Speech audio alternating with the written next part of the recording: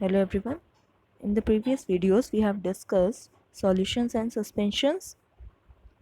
इन्हें समझने के लिए हमने स्टार्टिंग में एक एक्टिविटी देखी थी जिसमें हमने 3 बीकर लिए थे। फर्स्ट बीकर में हमने सॉल्ट ऐड किया था वाटर में, सेकंड बीकर में हमने सैंड ऐड किया था वाटर में, और थर्ड बीकर में हमने कुछ ड्रॉप्स ऑफ मिल्क ऐड करी थी वाटर में। अब फर्स्ट बीकर में हमें पता है, हम डिस्कस कर चुके हैं, सॉल्यूशन फॉर्म हुआ था जो हम स्टडी कर चुके हैं पहले ही वीडियोस में। फिर सेकंड बीकर में आपका फॉर्म हुआ था सस्पेंशन, ये भी हम पढ़ चुके हैं इससे पहले वाली वीडियो में। आज की वीडियो में हम बीकर 3 का केस पढ़ेंगे जिसमें हमने मिल्क और वाटर को मिक्स किया था। ये आपका एग्जाम्पल है कोलॉइड सॉल्यूशंस का। तो आज हम कोलॉइडल सॉल्यूशन ही स्टडी करेंगे। तो देखते हैं क्या क्या प्रॉपर्टीज़ होती हैं कोलॉइडल सॉल्यूशन की। फर्स्ट प्रॉपर्टी है colloidal solutions appear homogeneous but actually they are heterogeneous mixture. जो कोलॉइडल सॉल्यूशन होते हैं वो दिखने में आपको होमोजीनस लगेंगे बट एक्चुअली में वो हेट्रोजीनस होते हैं। जैसे आप यहाँ पे इस मिक्सचर को देख रहे हैं, होमोजीनस होता है जब आपको पार्टिकल्स इक्वली डिस्ट्रीब्यूटेड लगे through out the mixture.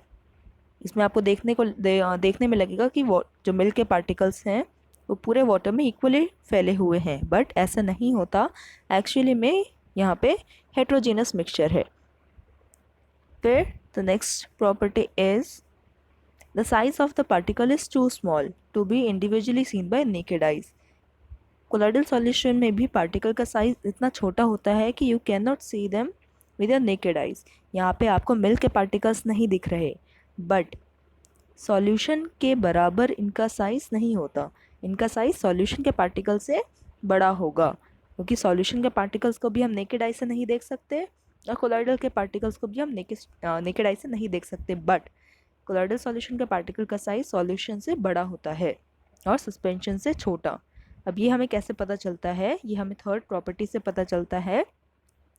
Colloidal जो सॉल्यूशन होता है उनके particles they can scatter beam of light and pass, जो भी लाइट उससे पास होती है उसको स्कैटर करते हैं, जिसकी वजह से they make its path visible. अगर हम यहाँ पे देखें, जो हम पहले भी डिस्कस कर चुके हैं, ये सॉल्यूशन का केस है और ये है कोलॉइडल सॉल्यूशन। सॉल्यूशन के केस में जब हम लाइट पास करते हैं तो हमें लाइट नज़र नहीं आती पास होते हुए, ठीक है, जबकि कोलॉइडल सॉल्यूशन में हमें लाइट का पाथ नज़र आ रहा है थ्रू द मिक्सचर। तो ऐसा क्यों होता है? क्योंकि यहाँ पे जो पार्टिकल का साइज़ है वो सॉल्यूशन से बड़ा है, तो जबकि सॉल्यूशन में पार्टिकल का साइज़ बहुत छोटा है। तो पार्टिकल के साइज़ से क्या होता है, जब लाइट आती है, अगर पार्टिकल का साइज़ छोटा है सॉल्यूशन की तरह, तो लाइट सीधा क्रॉस कर जाएगी और आपको अपना मटेरियल ट्रांसपेरेंट नज़र आएगा। जबकि कोलॉइडल में पार्टिकल का साइज़ बड़ा है सॉल्यूशन से अगर कंपेयर करें, तो लाइट आएगी और जब टकराएगी तो स्कैटर हो जाएगी। टकराने के बाद, स्कैटर मतलब फैलना। तो इससे क्या होगा, जब आपकी आइज़ तक ये लाइट रेज पहुंचेंगी तब जाके आपको ये पाथ विजिबल होगा। अगर लाइट रेज आपकी आइज़ तक नहीं पहुंचती, सीधा निकल जाती है, तो ऑब्वियसली आपको वो चीज़ ट्रांसपेरेंट नज़र आएगी। बट अगर लाइट किसी चीज़ से टकरा के आपके आइज़ तक पहुंच रही है तो आपको लाइट का पाथ नज़र आता है। तो अब इस अफेक्ट को हम बोलते हैं टिंडल affect. The scattering of light is also known as Tyndall effect. The colloidal particles cannot be seen by naked eyes, but these particles can easily scatter a beam of light. The scattering of beam of light is called Tyndall effect. ये Tyndall नाम इन scientist के नाम पे रखा गया है जिन्होंने discover किया था इसे। अब और के एग्जांपल्स हो सकते हैं Tyndall effect के, जो आप यूजुअली नेचर में देखते हैं अपने आसपास। When we observe a fine beam of light enters a room through a small hole। अगर एक डार्क रूम है और उसमें स्मॉल ओपनिंग है जहाँ से लाइट अंदर एंटर कर रही है, तो आपको उस डार्क रूम में उस होल से जो लाइट एंटर कर रही है उसका पाथ आपको क्लियर नज़र आता है। तो इस केस में रूम के अंदर जितनी भी एयर है वो आपका कोलॉइडल सॉल्यूशन की तरह एक्ट करती है। Due to dust and smoke particles. इसके अलावा when sunlight passes through a canopy of dense forest, वो भी आपका एक्ट करती है कोलॉइडल सॉल्यूशन की तरह। यहाँ पे जो एयर है फॉरेस्ट में, जिसमें मिस्ट के पार्टिकल हैं, वाटर वेपर्स के पार्टिकल्स हैं, वो आपका एक्ट करेगी, वाटर ड्रॉपलेट्स हैं, तो यहाँ पे एक्ट करेगी वो कोलॉइडल सॉल्यूशन की तरह। जब लाइट उससे टकराएगी, स्कैटर हो जाएगी, तो आपको लाइट का पाथ नज़र आएगा। एक बार अगर हम समराइज़ करें, टिंडेल इफेक्ट आपका सॉल्यूशन, सस्पेंशन और कोलॉइडल में कैसे एक्ट करता है, यहाँ पे आपको समराइज़ किया गया है। सॉल्यूशन में we can not see the path of light, colloidal में we can easily see the path of light, और सस्पेंशन में जब तक पार्टिकल्स ऊपर फ्लोट कर रहे हैं, सस्पेंडेड है मिक्सचर में, तब तक हम लाइट का पाथ देख सकते हैं ईजिली। अब आगे की प्रॉपर्टी डिस्कस करते हैं।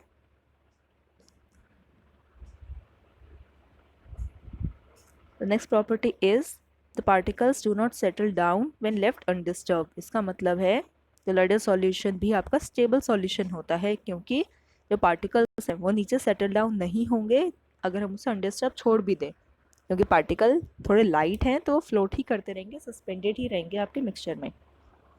The next one is the particles can not be separated by filtration. हम सिंपल फिल्ट्रेशन से अलग नहीं कर सकते पार्टिकल्स को, क्योंकि पार्टिकल का साइज़ इतना छोटा है कि वो फिल्टर पेपर के थ्रू क्रॉस कर सकता है।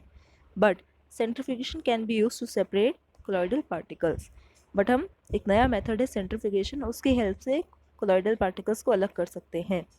अब सेंट्रीफ्यूगेशन में होता क्या है, ये आपका मिक्सचर लिया गया है, इस मिक्सचर को अगर कंटिन्यूसली स्पीड में रोटेट करते रहें, तो इतना कंटिन्यूस रोटेशन की वजह से जो हैवी पार्टिकल्स होते हैं वो नीचे सेटल डाउन हो जाते हैं, और जो लाइटर पार्टिकल्स होते हैं वो ऊपर फ्लोट करेंगे।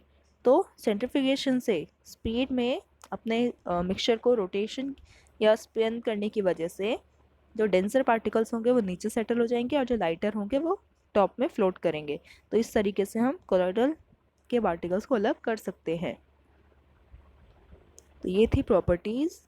अब जैसे आपका सॉल्यूशन में एक सॉल्यूट था और एक सॉल्वेंट था, सिमिलरली आपके कोलॉइडल सॉल्यूशन में डिस्पर्स फेज और डिस्पर्स मीडियम होते हैं।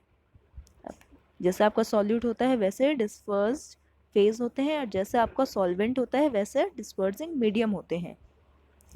द सॉल्यूट लाइक कंपोनेंट और the disperse particle in a colloid को हम कहेंगे डिस्पर्स फेज। अगर ये आपका मिक्सचर है, जिसमें आपने ये वाटर में मिल्क के ड्रॉप्स ऐड करी, तो मिल्क के पार्टिकल्स फ्लोट कर रहे हैं वाटर में, भले आपको वो नज़र नहीं आ रहे, तो जो पार्टिकल्स फ्लोट करते हैं, डिस्पर्स्ड होते हैं, उन्हें हम कहेंगे डिस्पर्स फेज। और जिस मीडियम में आपके पार्टिकल्स फ्लोट करते हैं, जैसे इस केस में वाटर, उसे हम कहेंगे डिस्पर्सिंग मीडियम। तो हमेशा आपके डिस्पर्स फेज डिस्पर्सिंग मीडियम में डिस्पर्स होते हैं या फ्लोट करते हैं या सस्पेंडेड रहते हैं। तरह अगर हम बात करें आपके डेंस फॉरेस्ट की, इस केस में जो एयर है वो डिस्पर्सिंग मीडियम हो गया, और जो वाटर ड्रॉपलेट्स हैं या मिस्ट के पार्टिकल्स हैं वो आपका डिस्पर्स फेज हो गया। या अगर हम बात करें एक डार्क रूम की, जिसमें हमें लाइट का पाथ नज़र आ रहा है, तो इस केस में आपका रूम में जो एयर है वो डिस्पर्सिंग मीडियम हो गया, और जो डस्ट और स्मोक के पार्टिकल्स हैं वो आपका डिस्पर्स फेज कहलाएंगे। अब हमने ये तो डिस्कस कर लिया कोलॉइडल सॉल्यूशन में आपका डिस्पर्स फेज और डिस्पर्सिंग मीडियम होते हैं। अब जो डिस्पर्स फेज और डिस्पर्सिंग मीडियम होते हैं ये अलग अलग स्टेट्स में हो सकते हैं। They can be liquid, solid और गैस।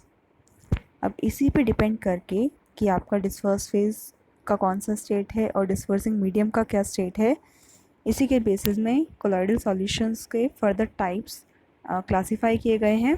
तो हम इसके फर्दर टाइप्स डिस्कस करेंगे विद एग्जांपल्स।